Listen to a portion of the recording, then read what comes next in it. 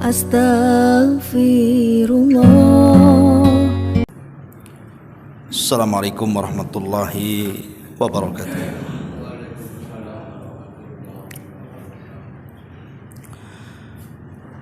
Alhamdulillah wassalatu wassalamu ala Rasulillah wa ala alihi wa sahbihi wa mawalah wa la hawla wa la quwwata illa billahi wa ba'du. Alhamdulillah, segala puja dan puji hanya milik Allah subhanahu wa ta'ala. Salawat dan juga salam kita hadiahkan kepada Rasul kita Nabi besar Muhammad sallallahu alaihi wa ala alihi wasallam.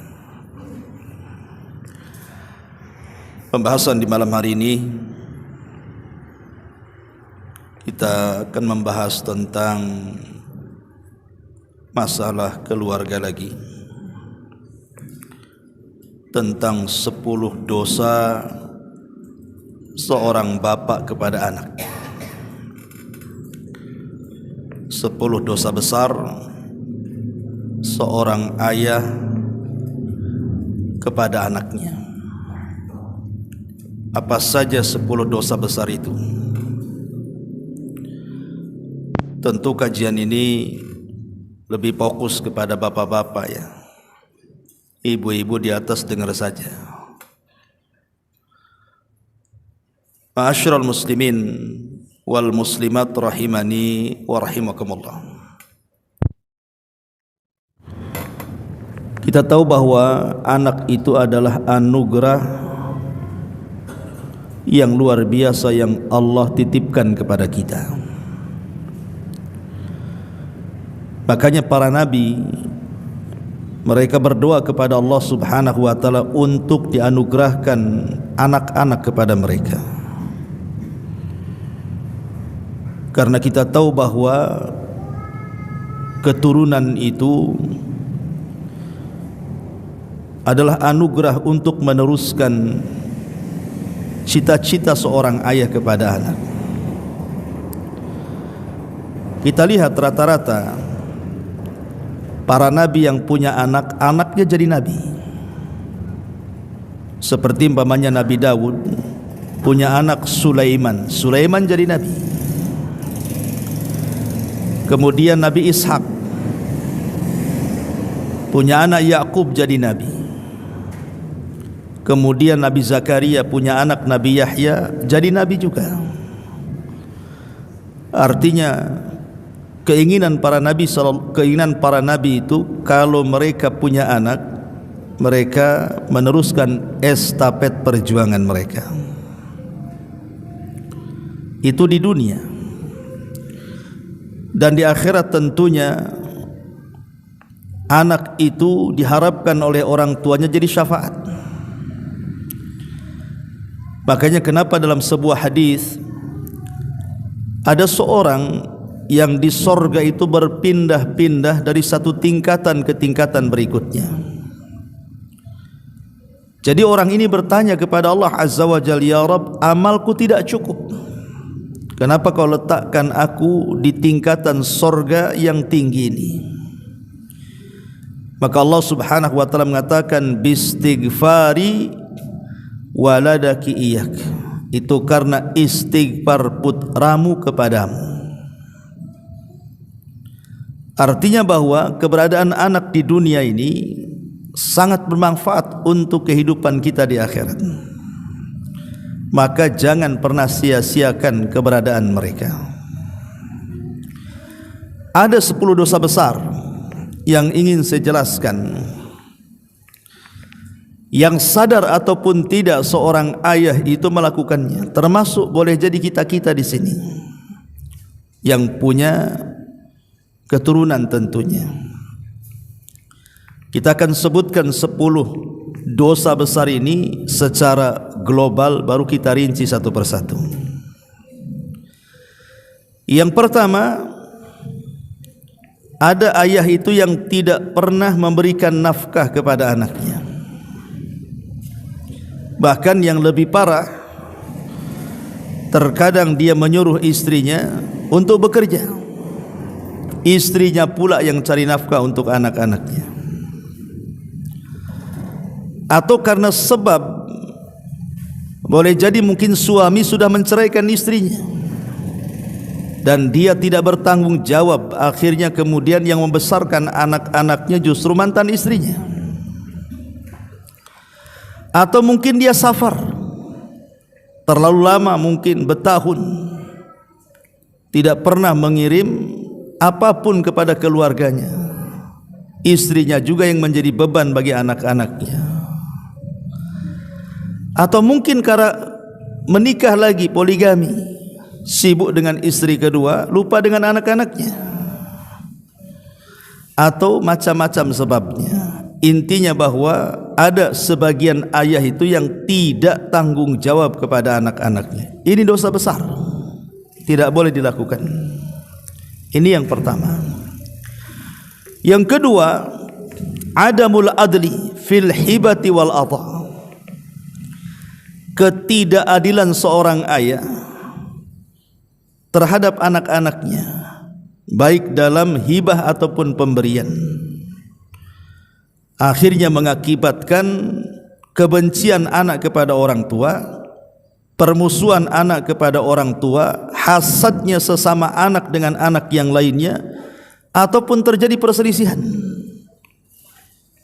Lah ini juga dosa besar, tidak boleh. Ayah itu harus adil dengan anak-anaknya.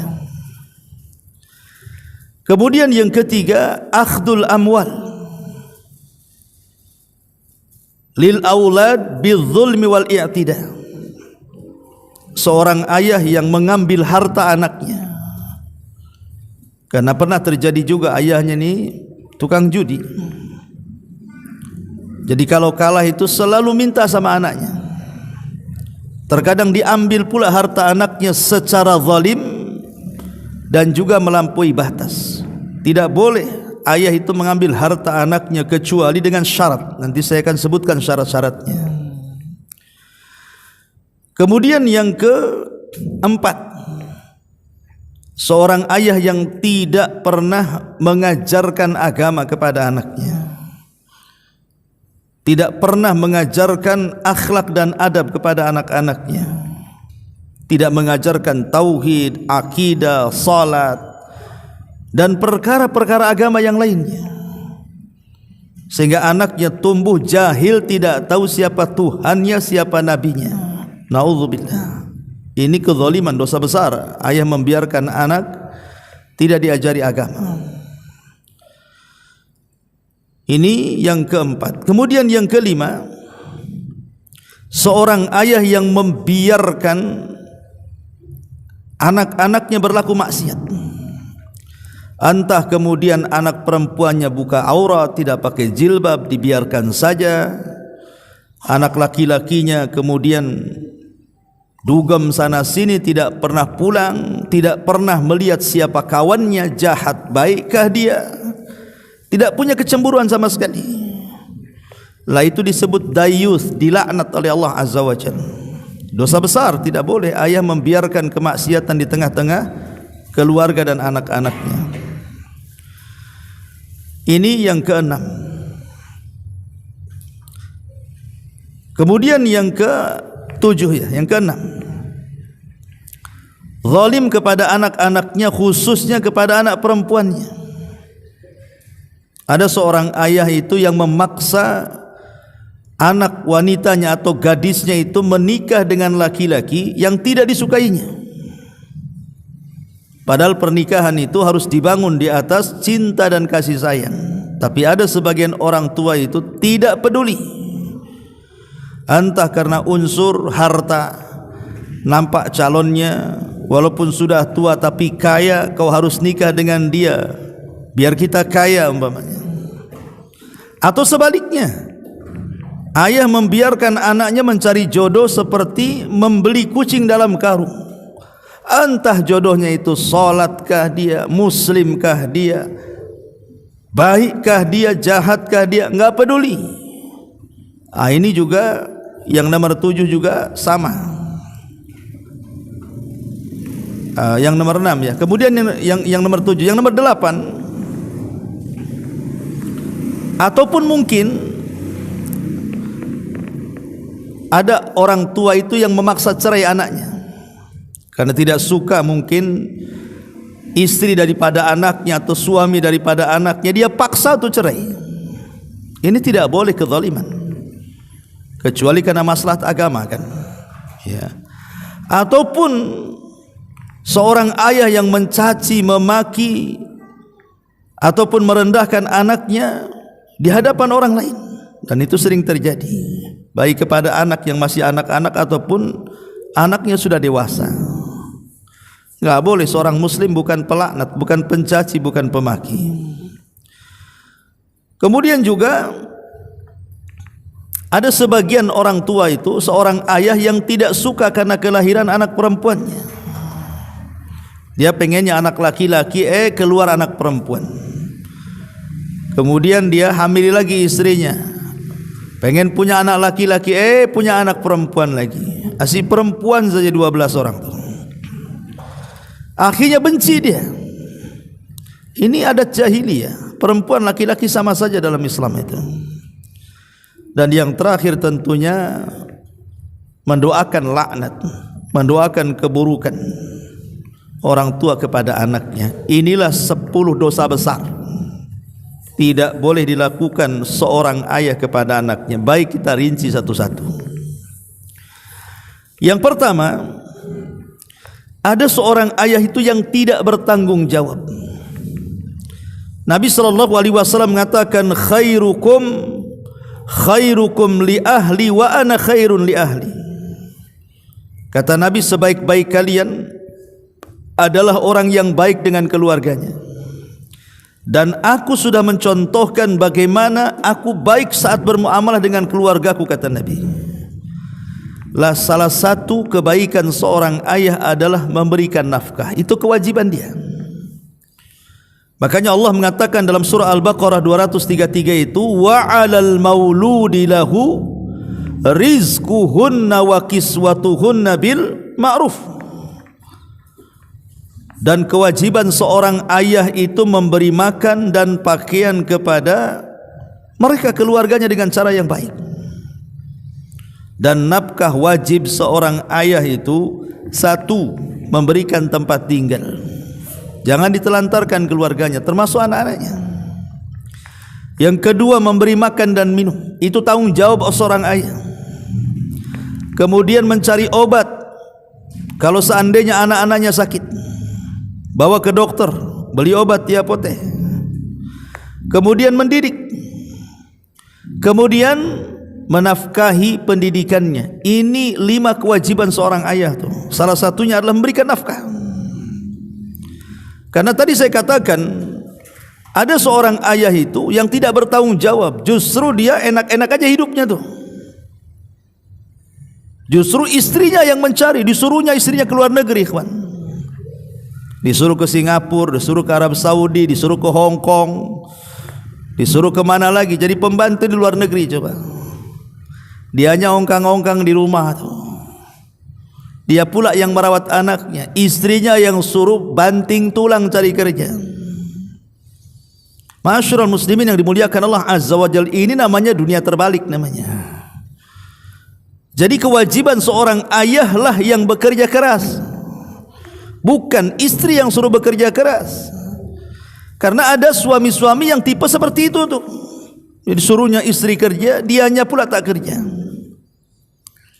Ataupun tadi terkadang mungkin seorang suami di safar, dia safar lama, entah bekerja di mana, bertahun-tahun sampai hilang kabarnya. Kalau dia mati mana kuburannya gitu. Kalau ada orangnya tak jelas alamatnya, kadang-kadang pusing tuh keluarganya, padahal masih hidup dia.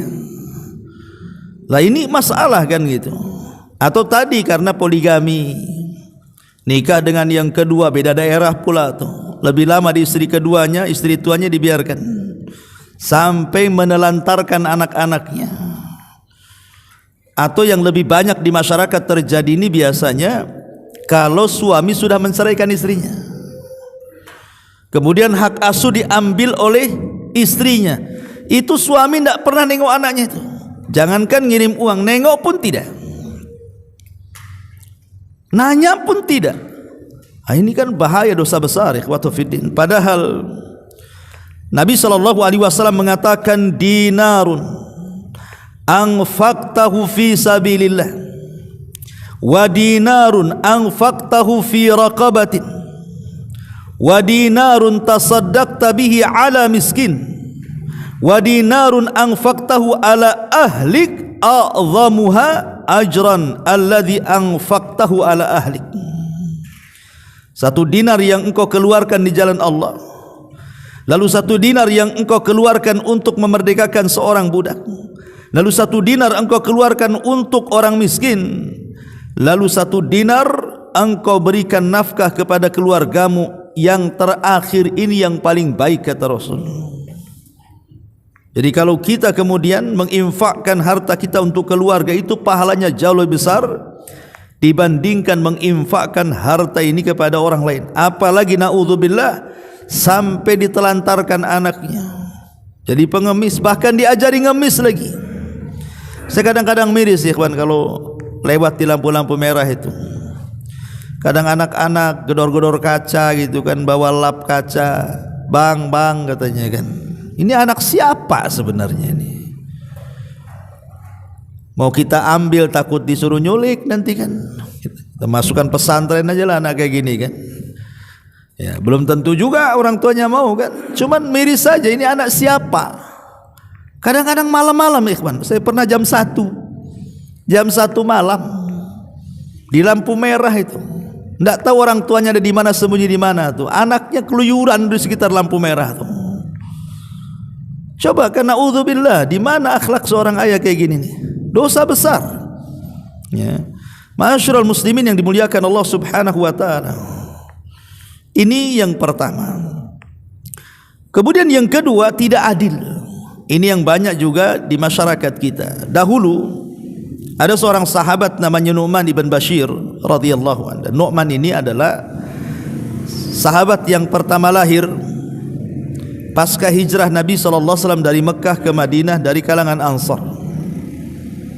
Kalau sahabat yang pertama lahir di Madinah pasca hijrah dari kalangan Muhajirin, Abdullah ibn Zubair. Kalau dari kalangan Ansar, Nu'man bin Bashir. Yang kalau antum belajar kitab Arba'in Nawawi, beliaulah yang meriwayatkan sebuah hadis yang masyhur, al-halalu bayyinun wal haramu bayyinun, yang halal jelas, yang haram jelas, yang tidak jelas itulah syubhat.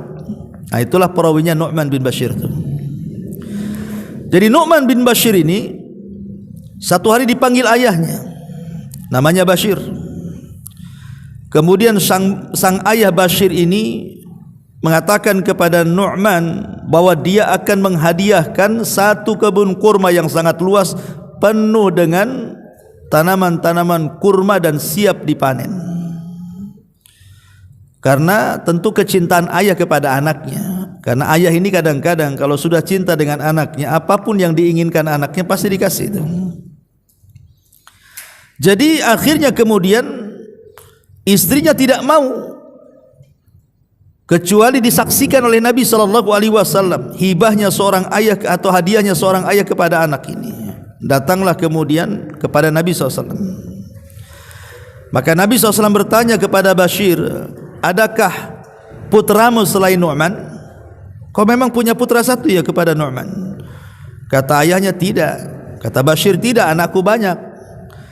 Maka Nabi SAW, kalau begitu kau beri juga anak-anakmu yang lainnya.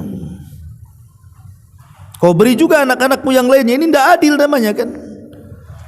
Maka Nabi SAW mengatakan, la ashhadu ala jaur, saya tidak mau menjadi saksi untuk sebuah kezaliman katanya.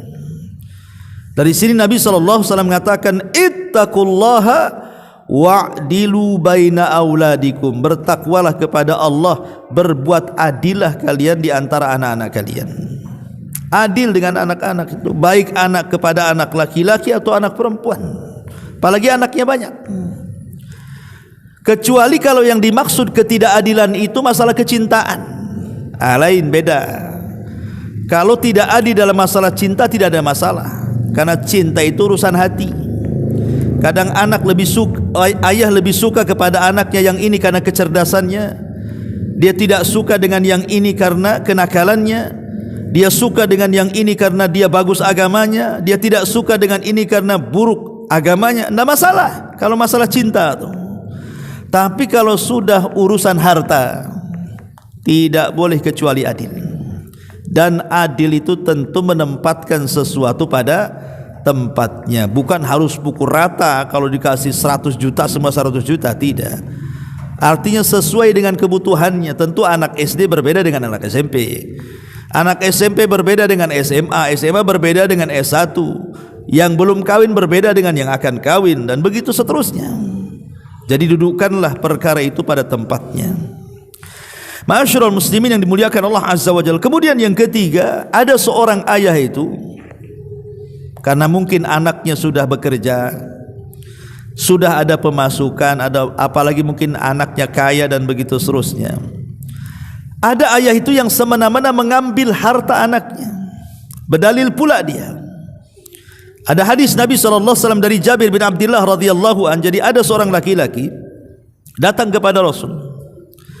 Kemudian dia mengatakan, "Ya Rasulullah, inna li malan wa waladan wa inna abi yuridu an yahtaja mali." Rasul, aku ini punya harta tapi juga punya anak.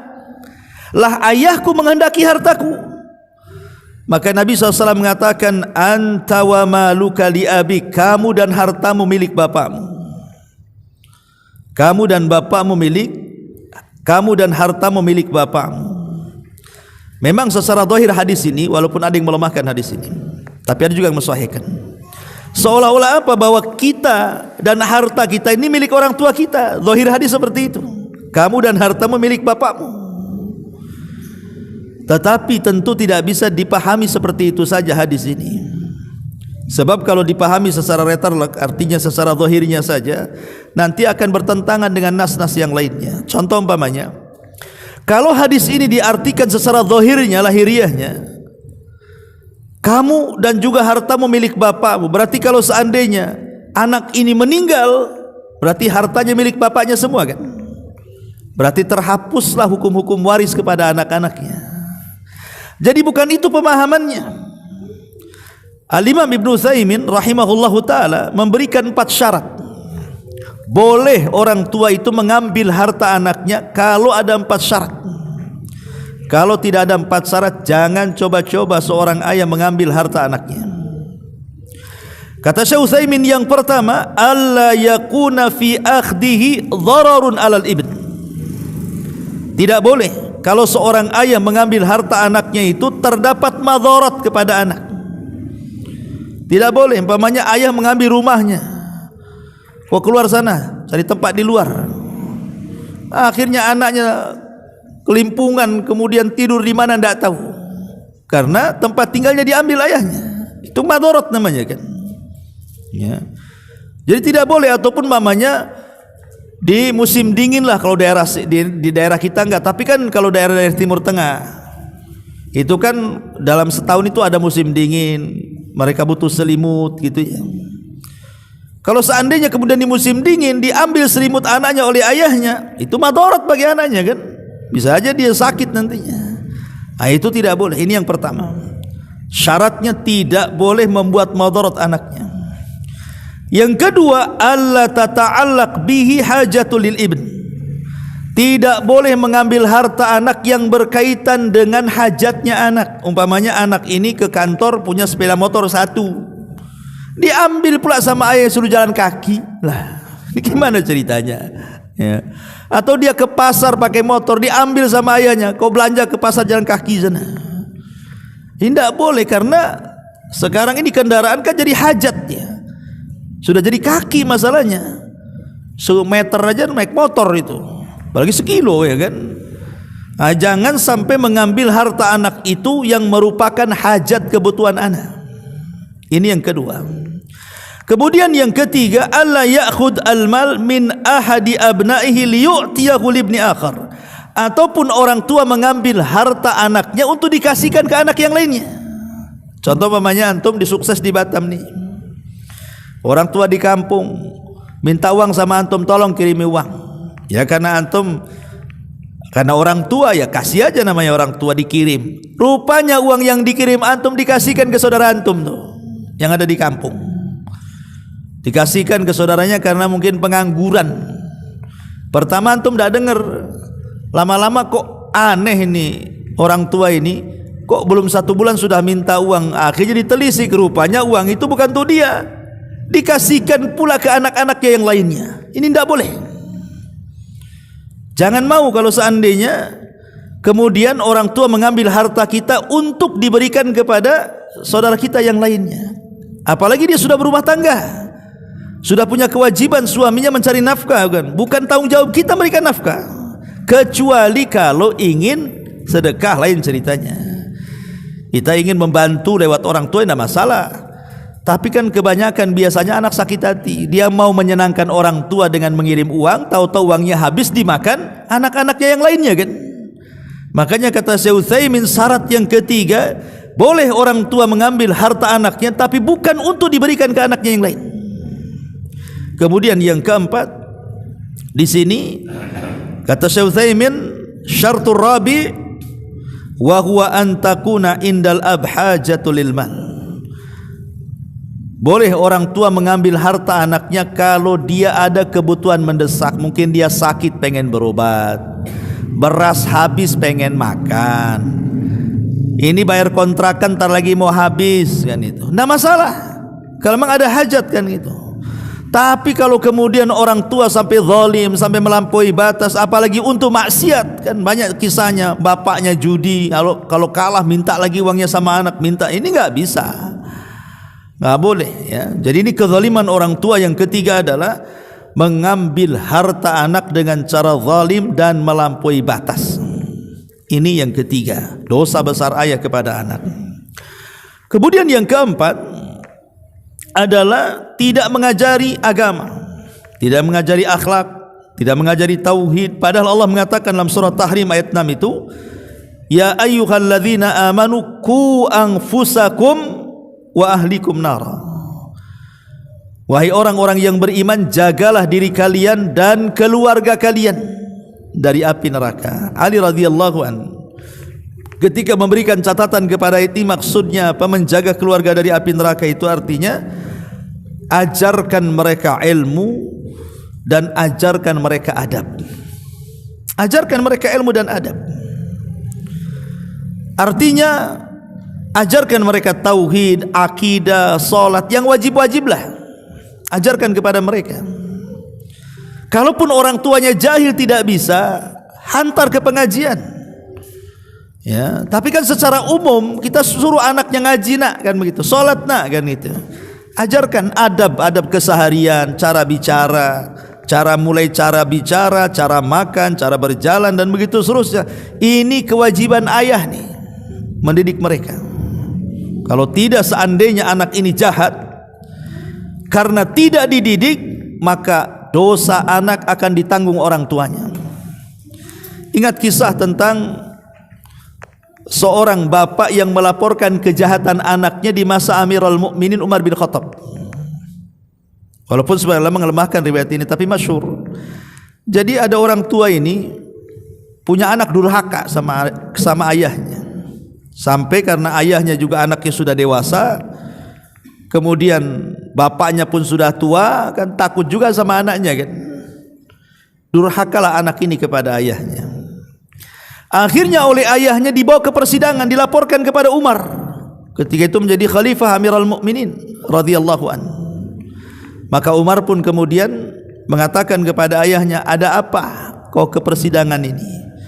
Maka ayahnya mengatakan, wahai Amirul Mukminin, hukumlah anakku karena dia sudah durhaka dengan aku, dia melakukan ini dirinci banyak-banyak. Hampir Umar terpengaruh karena kejahatan anak kepada ayahnya ini. Tetapi sebelum kemudian Umar mengetok hukumannya, tiba-tiba sang anak mengatakan, ya Amirul Mukminin, berikan kesempatan aku bicara. Kata Umar, silahkan bicaralah.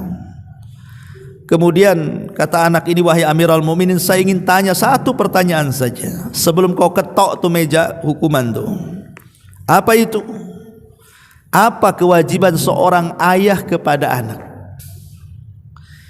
Maka Umar bin Khattab mengatakan 3. Pertama, mencarikan ibu terbaik.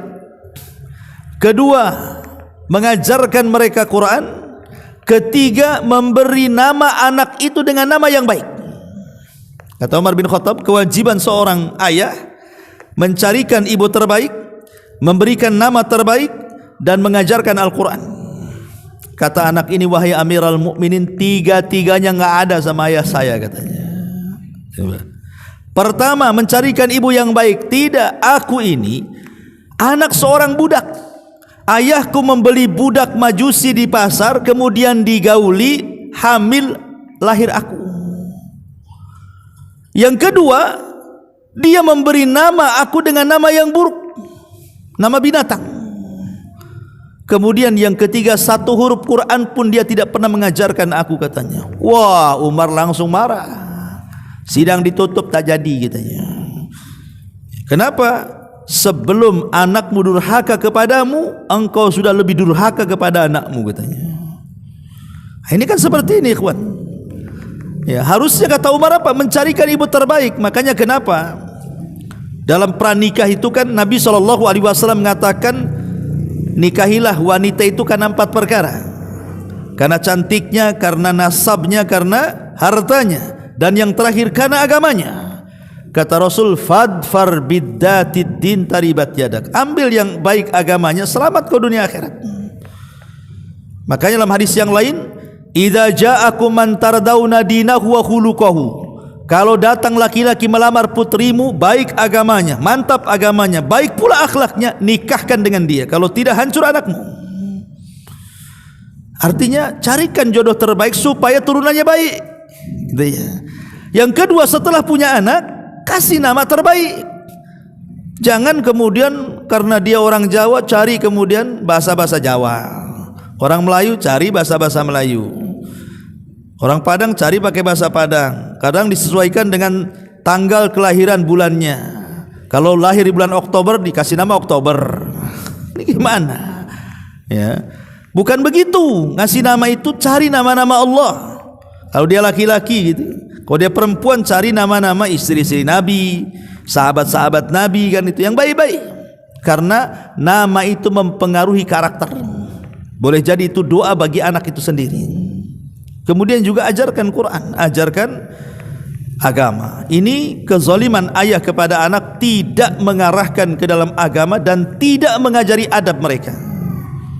Ini yang keempat. Kemudian yang kelima, tidak mencegah kemungkaran yang dilakukan anak-anaknya. Ada sebuah hadis, dan hadis ini sangat menakutkan bagi kita para ayah nih. Kata Nabi SAW, salasatun harramallahu tabaraka wa ta'ala alaihimul jannah. 3 kelompok yang Allah haramkan surga atas mereka. Subhanallah. Allah haramkan surga, ikhwan. Artinya tidak bisa masuk surga, masuk neraka lah. Siapa 3 kelompok ini? Mudminul khamri, orang yang kecanduan khamr. Ingat kecanduan khamr. Kemudian wal'aku, dan anak yang durhaka kepada orang tuanya. Dan yang terakhir, ad-dayyus alladhi yukirul khabsa fi ahlihi. Dayyus, yang membiarkan kemaksiatan terjadi di tengah-tengah keluarganya, dibiarkan, disebut dayus itu. Jadi kalau kita sebagai ayah melihat kemungkaran kepada anak kita, cegat. Makanya dari kecil itu sudah harus dicegat sebenarnya. Sebab kalau sudah besar dia bisa melawan masalahnya. Jadi kecil itu. Jadi kalau umpamanya anak kita ini dari kecil, umpamanya anak perempuan belum balik, sudah diajari pakai jilbab, sehingga kalau dia sudah besar, dia tahu harus menutup auratnya. Dan biasanya kalau dari kecil sudah dijelaskan tentang batasan-batasan aurat, bahaya membuka aurat. Nanti kalau sudah besar, anggaplah qadarullah anak perempuan kita ini terkena pergaulan bebas, dia cabut jilbabnya. Insyaallah ikhwan, dia pasti akan balik. Pasti akan pakai jilbab lagi dia. Kenapa? Karena ada dasarnya. Dia tahu hukum-hukumnya. Pasti suatu ketika akan takut dia. Tapi kalau dari kecil memang enggak pernah dilatih untuk menutup aurat, sampai besar dia akan seperti itu. Kecuali mungkin dapat hidayah, kan begitu. Ma'asyiral muslimin yang dimuliakan Allah Azza wa Jalla. Jadi jangan sampai kemudian Ayah membiarkan kemungkaran, anaknya kelayapan ke sana kemari, tidak pernah ditanya, kau dari mana? Siapa kawan? Kemana saja? Kau enggak sholat ya? Di masjid tak nampak pula kau di situ. Di mana kamu? Jadi harusnya ayah itu tegas dengan anak-anaknya. Jangan sampai kemudian anak tak sholat dibiarkan, anak main dengan anak nakal dibiarkan. Karena sekarang lihat coba, kadang-kadang saya miris coba, banyak geng-geng motor yang enggak jelas itu. Itu anak-anak remaja, anak-anak SMP. Kadang-kadang tengah malam ngangung-ngangung ganggu orang itu. Itu anak siapa itu? Kenapa orang tuanya membiarkan gitu loh? Naudzubillah. Ya, maka mereka dayus, dosa besar. Ya, ini yang nomor 5. Ya. Kemudian yang nomor 7. Anak terkadang atau khususnya anak wanita ya, dipaksa oleh orang tuanya untuk menikah. Qatu fidin muliakan Allah Azza wa Jalla, harus dipahami, ayah tidak boleh memaksa anak putrinya menikah dengan laki-laki lain. Karena ada juga, saya kenal seseorang di Batam ini, jadi pokoknya anak putrinya ini maunya seperti ayahnya, didoktrin sama ayahnya, aku yang akan carikan jodoh. Jadi ayahnya ini nyari jodoh orang kaya, walaupun dia itu sudah nikah. Jadi paksa untuk poligami karena alasannya kaya. Jadi calonnya kaya padahal sudah punya istri. Yang ada sebenarnya masalah hukum poligami tidak ada masalah kan gitu. Tapi memaksa anak gadisnya untuk menikah dengan laki-laki yang kaya itu, yang sudah punya istri, padahal anak gadis itu tidak suka. Apalagi sudah tua pula, apalagi dah bangka gitu ya. Agak repot ya kan. Jadi ini keinginan orang tuanya untuk kaya saja. Lah ini enggak boleh. Dalam hukum Islam itu tidak sah pernikahannya. Makanya kenapa kita harus pahami ya, soal memaksa anak gadis menikah dengan laki-laki yang tidak disukai. Pertama ikhwan, bahwa pernikahan itu harus berdiri tegak di atas mawaddah dan rahmat. Harus tegak di atas cinta dan kasih sayang. Bagaimana anak ini ndak sayang, ndak cinta dengan jodohnya, dipaksa-paksa kan masalah nantinya. Jangankan yang tidak cinta, kita yang awalnya cinta dengan istri kita, kemudian karena banyaknya masalah seiring dengan waktu, lama-lama juga bosan kan, malas nengoknya kan, si dia terus ya.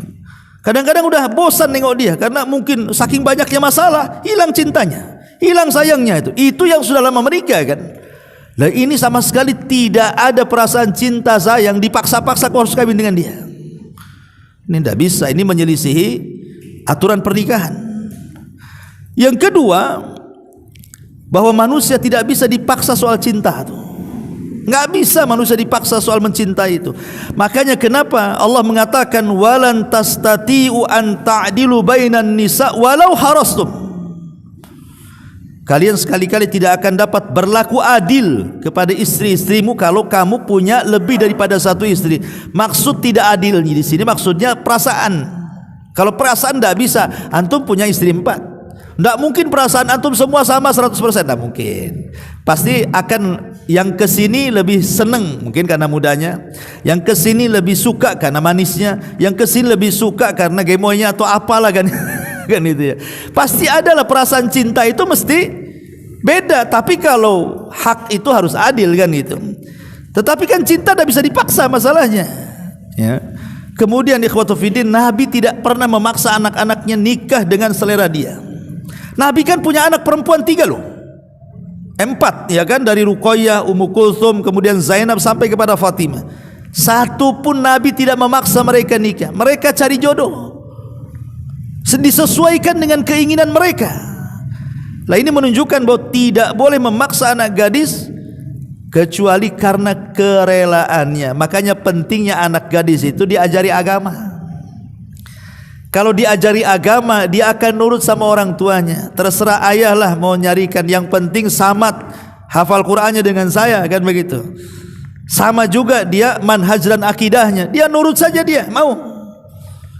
Tapi kalau anak itu jauh dari agama, dipaksa-paksa, apalagi zaman sekarang, Anak itu berontak, ikhwatu fiddin. Apalagi umpamanya anak zaman sekarang dia sudah punya pacar sejak sekolah, ataupun punya pacar di TikTok, di Facebook, di apa gitu kan. Tahu-tahu orang tua ngomong kau kawin dengan dia, bunuh diri itu. Banyak terjadi seperti itu.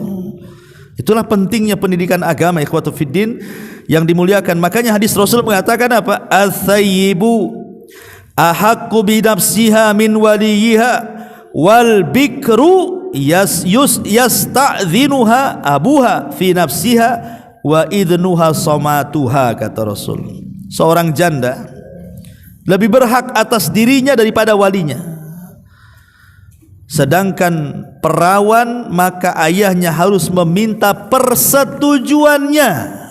Nggak bisa main kawin-kawinkan dulu, dijelasin dulu, nah itu bagus, kamu kalau nikah dengan dia selamatlah agamamu begini bla bla bla, dikasih keterangan baru anaknya mau kan itu. Dan izinnya itu adalah diamnya.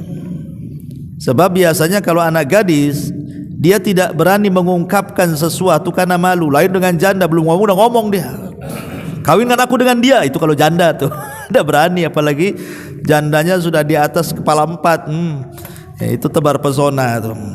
Ma'asyiral muslimin yang dimuliakan Allah Azza wa Jalla, intinya bahwa bagaimana kalau sudah terjadi ayah memaksa anaknya nih, anaknya tidak suka dipaksa-paksa nikah, bagaimana kalau terjadi? Maka kata Syekh Utsaimin rahimahullahu taala, tidak sah nikahnya.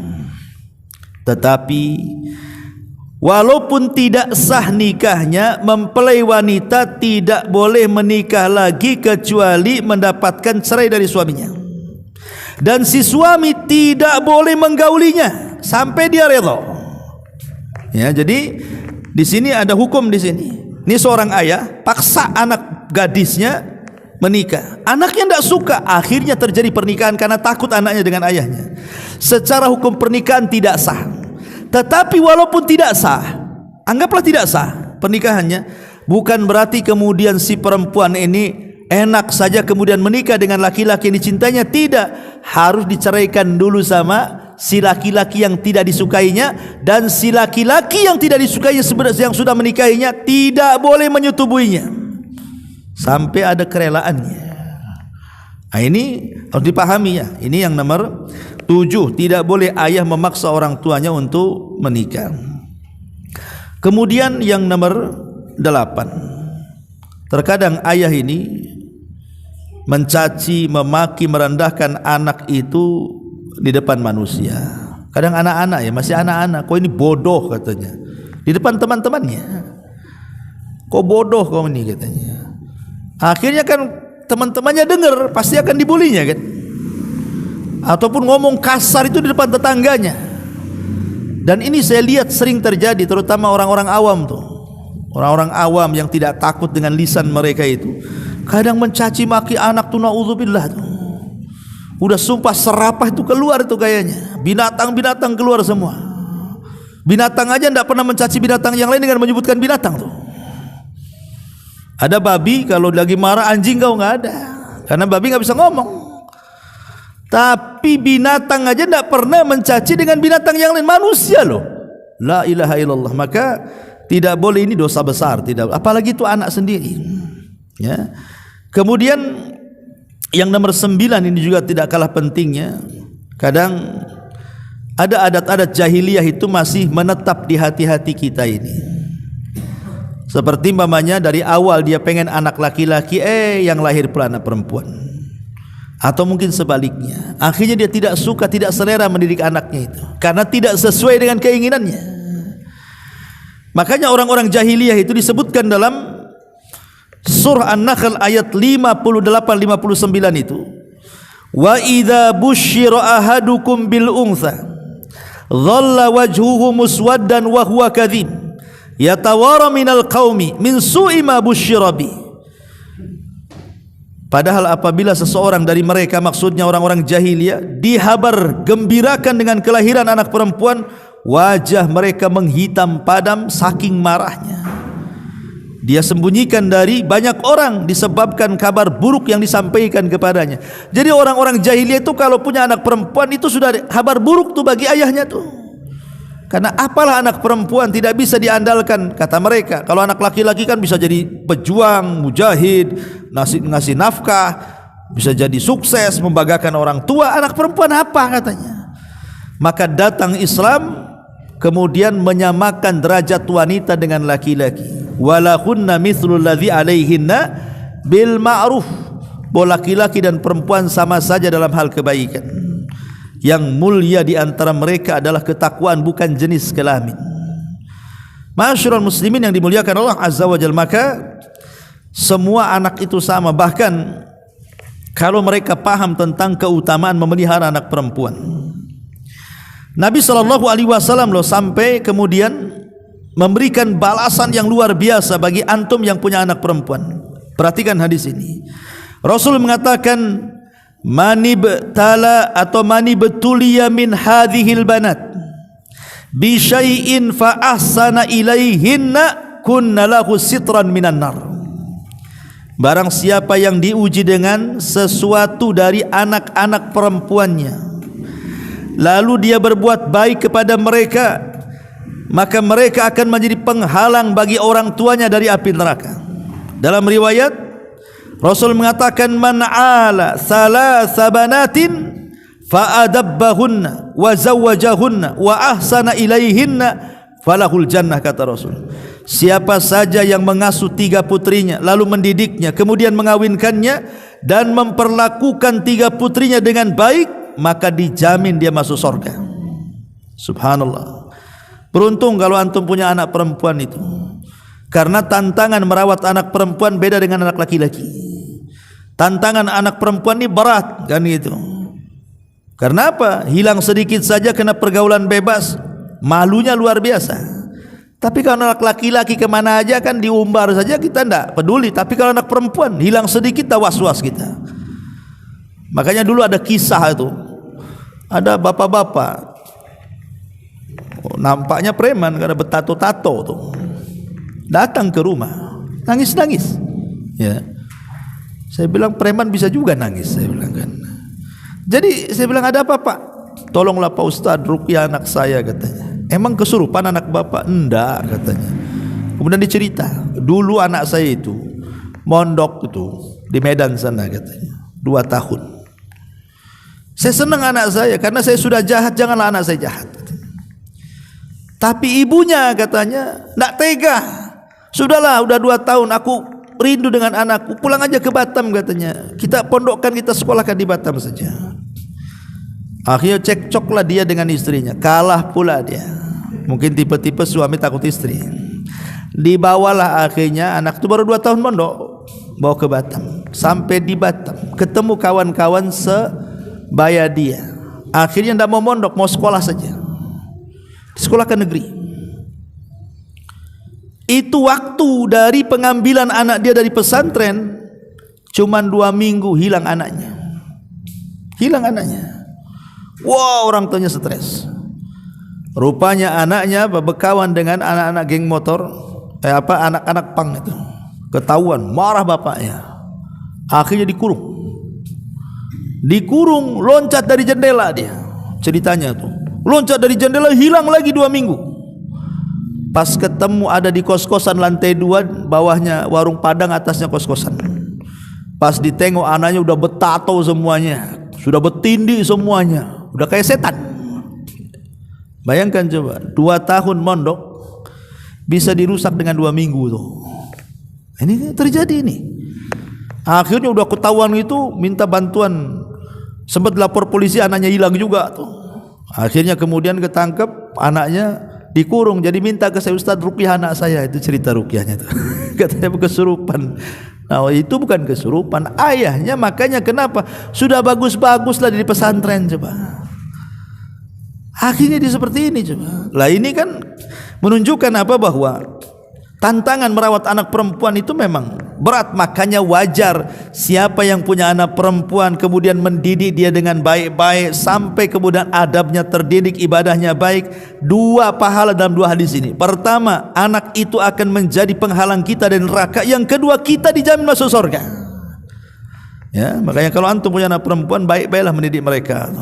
Kemudian yang terakhir, Jangan sampai mendoakan doa buruk. Kata Nabi SAW dalam sebuah hadis yang sahih dari Jabir bin Abdullah Al-Ansari, radhiyallahu anhu, Rasul mengatakan, la tad'u ala anfusikum wa la tad'u ala auladikum wa la tad'u ala khadamikum wa la tad'u ala amwalikum la tuwafiku minallahi ta'ala